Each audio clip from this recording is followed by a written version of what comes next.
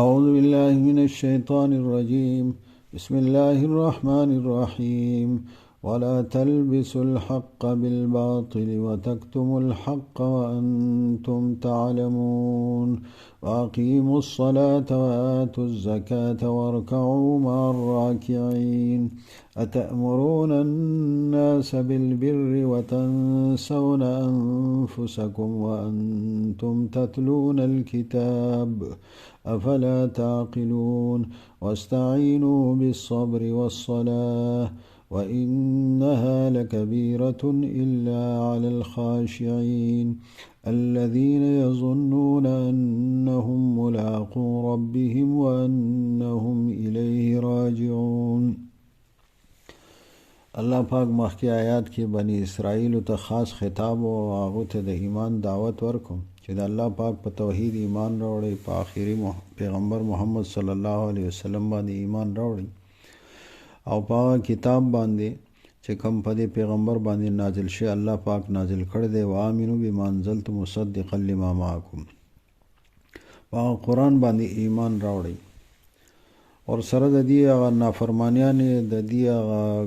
بد عملونه هم ذکر کیږي چې کم خلق د دې تقلید کوي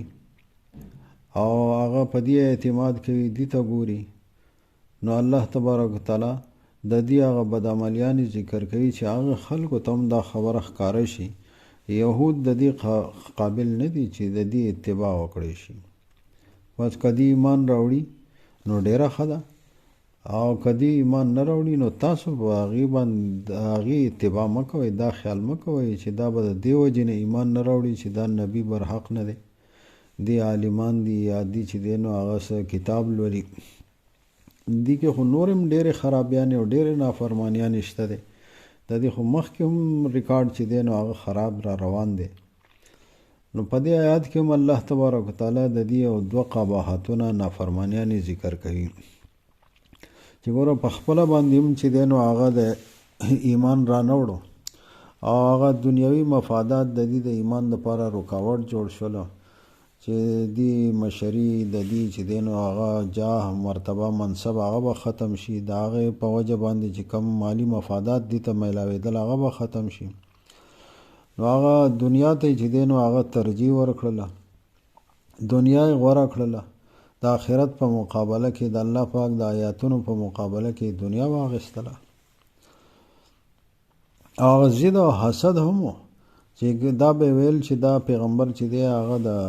بني اسماعیل حضرت اسماعیل علیه السلام د خاندان نه دی، که چې ته بني اسرائیلو کې بیا به مونږ منلی وی. نو هغه کله خانداني تعصب او حسد خبرې او په خپله باندې هم چې دی نو هغه ګمراه و، نور خلق به هم ګمراه کول. مخکې د دې د خپله ګمراهۍ ذکر وشو، اوس په دې آیات کې الله تبارک وتعالی چې کوم نور خلق یې ګمراه کول د اضلال او د نورو خلقو د ګمراه کولو کومې طریقې دي اختیارولې د هغې ذکر فرمایي. په هغې کې یوه طریقه دا وه چې دا حق به د باطل سره ګډ وډ کوم. کله به تحریف لفظي وکړو په تورات کې هغه کم چې د الله پاک د طرف نه نازل شوی دی حق، د هغې سره به خپل الفاظ خپل ټکي به پکې شامل کړل او هغه کم صحیح مطلب و هغه به خراب کو او هغه به د خلکو نه چې دی نو هغه پټ کو. او کله به داسې و چې تحریف معنوي به کوو چې کم د تورات آیاتونه و هغه خو به ټیک ولوستل، خو د هغې مطلبونه به غلط بیان کړه، د هغې تفسیر او تشریح چې دی هغې کې به غلط تعویلونه او غلط تفسیر به چې دی نو هغه بیان کو. نو الله تبارک تعالی د دې نه منع کړو. دویم دا کول د خلکو د ګمراه کولو دپاره چې هغو نه به هغه حق پټ کو او وی به چې د پیغمبر پاک صلی الله علیه وسلم دا صفت او په آخري پیغمبر باندې ایمان راوړلو حکم دا چې دی نو دا نشته دی په تورات کې، د ده د علامت د ده د نشانې دا پکې نشته دی. دا مخکینی طریقه چې دی دا به د هغه خلکو سره کوله چې هغو ته به لږ ډېر علم و، لږ ډېر معلومات به ورته و، نو هغه به په دې طریقه ګمراه کولو چې یا به ورته غلط مطلب بیان کو، غلط تعویلونه به وکړه، خپل ټکي به پکې شامل کو، دا حق به د باطل سره ګډ وډ کو. په دې طریقه باندې چې دی نو هغو ته خو به لږ پته معلومات به ورته وو چې په تورات کې چې دی نو د دې پیغمبر صلی الله علیه وسلم په باره کې چې دی نو هغه ذکر راغلی دی، نو دی به بالکل د هغو د مخې انکار خو نه شو کولی، لیکن د هغې غلط مطلبونه به یې بیان کړل، د خپل طرف نه یې پکې څټکې زیات کړل. او دا دویمه طریقه چې دی دا به د هغه خلکو سره کوله چې هغو ته بالکل څه پته نه وه، هغه بالکل انپړ و. نو که هغو به تپوس وکړو چې آیا د دې پیغمبر صلی الله علیه وسلم په باره کې چې دی نو هغه په تورات کې څه ذکر راغلی وی نه دی راغلی، پکې د هغو نه بالکل پټه کړله. نو الله تبارک وتعالی د دې دواړو خبرو چې دی نو هغه نه منع کړل او فرمایلی ولا تلبسوا الحق بالباطل وتكتموا الحق وانتم تعلمون، او مه ګډوډ کوئ حق د باطل سره. حق چې کوم الله تبارک وتعالی نازل کړی دی د ایمان د توحید په د پیغمبرانو باندې د ایمان راوړلو، او په هغې کې چې دی نو هغه د خپلو مفاداتو دپاره د خپلو اغراضو دپاره په هغې کې تحریف کول هغه د باطل دی. هغه باطل او حق ګډوډ کوئ مه چې په هغې کې د خلکو کې چې دی یو تشویش پیدا شي. وتکتموا الحق، او مه پټوئ حق، وانتم تعلمون، او حال دا دی چې تاسو پوهیږئ، یعنی سره د پوهې نه داسې کوئ.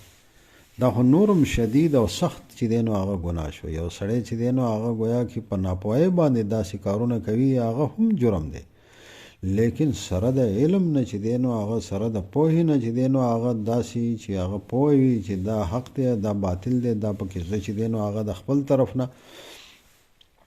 اضافه کوم یا غلط مطلب بیانوم، یا دا حق چې دی نو موجود دی خو زه یې پټوم، نو دا نورم شدید جرم دی. لکه څنګه چې دی نو هغه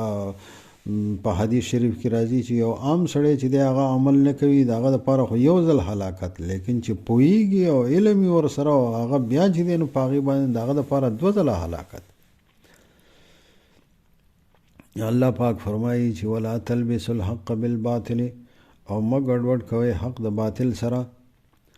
وتکتموا الحق، او مه پټوئ حق، وانتم تعلمون، او حال دا دی چې تاسو پوهیږئ. واقیموا الصلاة وآتوا الزکاة ورکعوا مع الراکعین. الله تبارک وتعالی مخکې چې دی نو هغه د ایمان دعوت دی ته ورکو، اوس د اعمالو چې په اعمالو کې هغه اعمال چې د دې د ایمان دپاره به کمې خبرې رکاوټ و هغه حب جاه حب مال، نو الله تبارک وتعالی د هغه اعمالو ذکر وفرمایو که چېرې دا اعمال چې دی نو انسان اختیار کړي دا اعمال کوي، نو هغه د مانځه چې دی نو د هغې اثر دا دی چې د جاه او د منصب او تکبر هغه چې دی نو دغه چې دی د انسان نه هغه صفت ختمیږي او په هغه کې عاجزي پیدا کېږي چې هغه د ایمان د راوړلو دپاره چې دی نو هغه سبب جوړیږي. د دې چې کم د ایمان د راوړو نه مانع و هغه خو تکبر، هغه خاندانی حسد او یا چې دی نو هغه د مال محبت او د منصب او د عہدې چې دی نو هغه محبت. نو الله تبارک وتعالی وفرمایل چې واقیموا الصلاة، مونځ چې دی هغه قایم کړئ، یعنی د مانځه پابندي وکړئ. مونځ چې دی د هغې د اوقاتو پابندي کوله، د هغې چې دی نو په جماعت سره کوله، هغه په ښه طریقه باندې چې دی نو د هغې په ارکانو په اصولو مطابق ادا کوله. دا چې دی نو لکه څنګه الله پاک فرمایي ان الصلاة تنهی عن الفحشاء والمنکر. مونځ چې دی په دې کې دا اثر دی چې دا چونکې په دې کې ټوله عاجزي ده، الله تبارک وتعالی ته سجده کول دي، خشوع او تضرع عاجزي کول دي، نو دا سبب او ذریعه ده د دې خبرې دپاره چې په انسان کې د هغه په زړه کې کبر او تکبر چې دی هغه ختمیږي، او د جاه او د منصب محبت چې دی او د تعصب او تکبر هغه ختمیږي. وآتوا الزکاة، او زکات ورکوي. دا ټول هغه اعمال دي چې هغه په تورات کې هم دي ته حکم شوی او کم چې د دې نه وعده اخیستلی شوی په سورة المائده کې هم د هغې ذکر دی، په هغې کې هم د دې عملونو ذکر و چې مونځ به قایموئ. وآتوا الزکاة، او زکات ورکول. زکات چې دی نو هغه چونکې مالی عبادت دی، مونځ چې دی دا بدني عبادت دی، او زکات چې دی دا مالی عبادت دی. د دې مالی عبادت ادا کولو د هغې اثر دا دی چې حب مال د مال محبت چې دی هغه د زړه نه چې دی نو هغه زایله کېږي او د دې په ایمان راوړلو کې چې دی نو هغه دام رکاوټ و چې هغه دنیوي مفادات چې دی د هغې سره فکر و چې د کم د خلکو د نه چې دی دې ته دنیوي مفادات دي هغه ختم شي. الله پاک وایي ورکعوا مع الراکعین، رکوع کوئ د رکوع کوونکو سره. یعنی د داسې مانځه چې دی نو الله تبارک وتعالی ورته حکم وکړو چې هغه د دې شریعت محمدي صلی الله علیه وسلم مطابق وي. یعنی ایمان راوړی په دې آخري پیغمبر باندې او دا اعمال چې دی اقامت الصلاة مونځ کول او زکات ادا کول دا خو د دې په شریعت کې مخکې موجود و، اگر چې طریقه به مختلف او د مونځ اوقات د مونځ رکعتونه د مونځ طریقه هغه به د دې په شریعت کې په تورات کې هغه بل شان و، لیکن البته مونځ په حکم دي ته مخکې و او دغسې زکات و، اگر چې د زکات هغه نظام او د هغې طریقه کار چې دی هغه به مختلف و. لیکن رکوع چې دی هغه دا عمل دا چې دی نو هغه په بني د دې په شریعت کې په تورات کې چې دی په بني اسرائیلو په شریعت کې چې دی نو هغه رکوع موجوده نه وه. نو دې خبرې ته اشاره وشوله چې گویا کې دا منځ قایموله او دا اعمال کول دا د محمد صلی الله علیه وسلم په طریقه باندې چې په هغه طریقه باندې منځ کوي، په دې پیغمبر باندې ایمان راوړی او د الله تبارک وتعالی احکامات او شریعت چې کوم په ده باندې نازل شوی دی په هغه طریقه باندې د الله پاک احکامات پوره کوي چې په هغې کې رکوع کول دي. نو ځکه پکې د رکوع خاص ذکر وکړو چې